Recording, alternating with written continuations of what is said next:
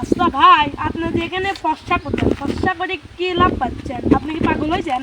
না ভাই, আমি পাগল হব কি জন্য? আমি এখানে ফুলের আবাদ করব, ফুল চাষ করব। কি ফুল চাষ করবেন?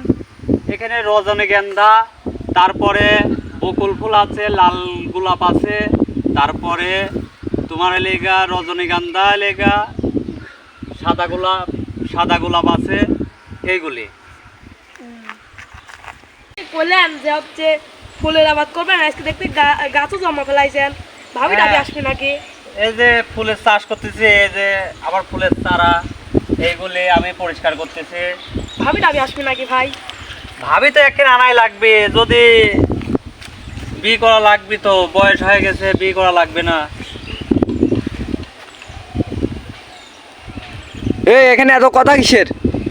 আই রাজু, এই তোমাকে কামে নিলেই খালি আছে, তোমার পিছে এই আসে আসে এত কথা বলে কেন?